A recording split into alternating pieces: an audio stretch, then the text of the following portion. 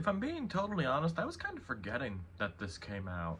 At least up until, like, oh, it did come out. I kind of forgot this thing existed. Which shouldn't really be a good sign for a movie, but here I am talking about it. So either way, I recently watched The Hunger Games, The Ballad of Songbirds and Snakes. I got it right. Woo!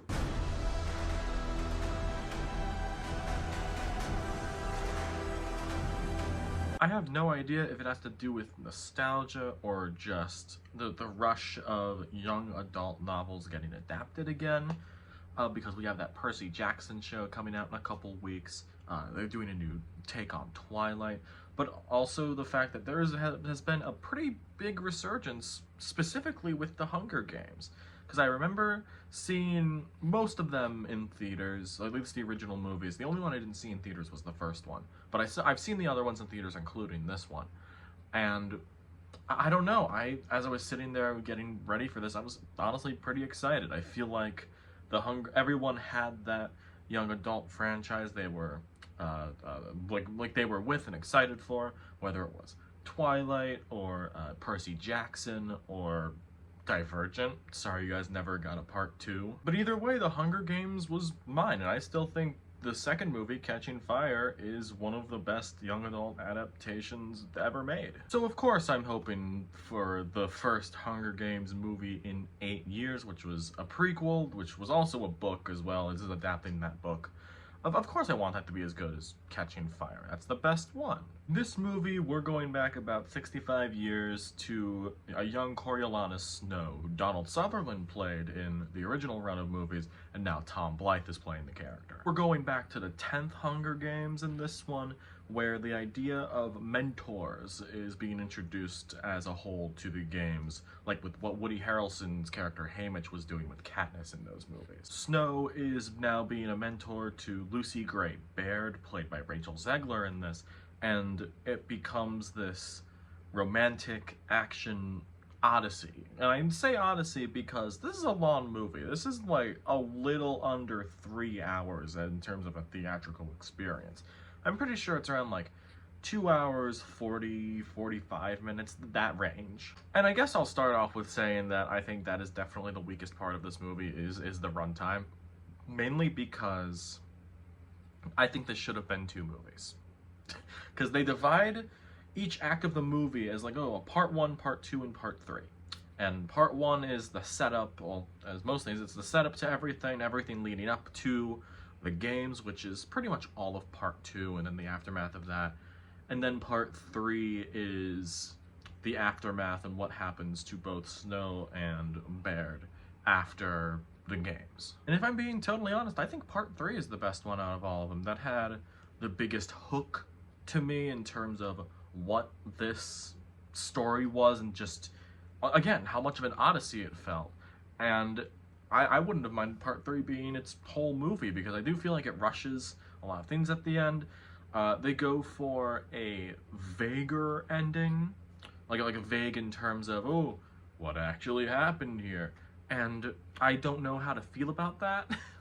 So I feel like this part 3 could have been its whole movie, and then parts 1 and 2, basically the games itself, could have been a separate movie. I will say part 1 is the weakest. The movie doesn't get off to an incredible start, but it's basically laying the groundwork. If you thought that whole section was boring, I wouldn't blame you.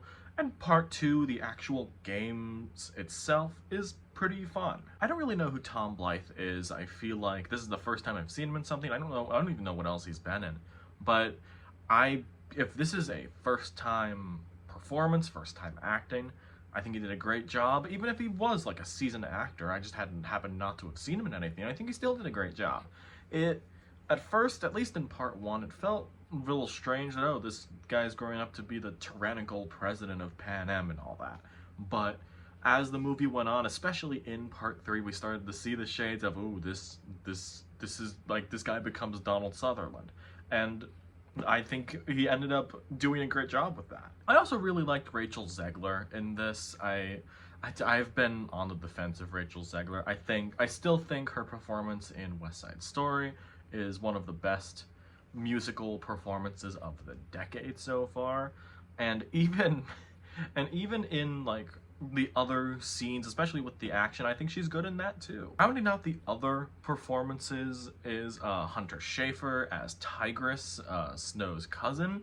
And I also really liked her in this movie. It was very nice to see her outside of Euphoria, as much as I think she's great in that show. A lot of that show has soured for me, so I'm very glad that Schafer, along with other actors that are in that show, have been killing it in other movies recently. There's gonna be a horror movie with her coming out soon. I have no idea where that is. Put that out. Also coming from the new West Side Story is Josh Andrés Rivera, which I can't remember the character's name. I think it's Serjanus, maybe.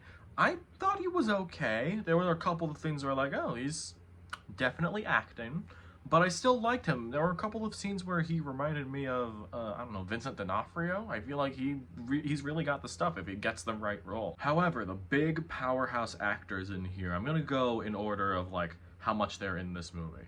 Jason Schwartzman pops up as the Caesar Flickerman? Is that his name? Stanley Tucci from the original Hunger Games movies. Lucky Flickerman, that is who Jason Schwartzman plays, and they are, he's like the host of this Hunger Games, and he has some fun little moments in there. Peter Dinklage plays Snow's dean, since, you know, he's like in school at this point, at least in the first two parts, and he's also the creator of the Hunger Games, which I thought was an interesting aspect for them to include. I kind of would have liked to see get into more of that, but I was still pretty satisfied with what was there, and I think Peter Dinklage, as always, he does a good job. I really like the guy. And Viola Davis, who might be my favorite part of this movie, plays Dr. Gall, I think that's her name, the game master of this, basically the Plutarch Heavensbee of this movie, except for the part where it's never revealed that Plutarch is, except for the part where Plutarch is actually not a part of the resistance, and he's just like she's just straight up evil. I loved her performance. She's hamming it up.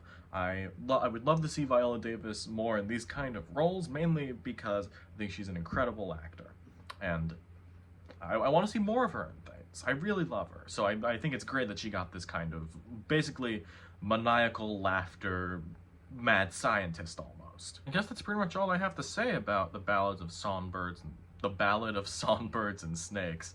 I thought this was pretty nice, especially for something that is apparently gonna be a one-off as of at the time of this recording. Basically, this is not gonna spin off into other Hunger Games prequels, at least not right now. But for something that is just supposed to be a one-off, I think it was pretty fun. I guess the biggest takeaway for me in this is I want to see more of Tom Blyth. I really like the guy in this. I feel like he's got that great leading man energy that really tied it down, and his scenes with Viola Davis are incredible. The Hunger Games, The Ballad of Songbirds and Snakes, I'll give this 4 stars. I think this was pretty fun. I had read another review of this where they described Rachel Zegler's performance as a theater kid-esque performance, where, I mean, you can see that as a bad thing. I see that as a great thing.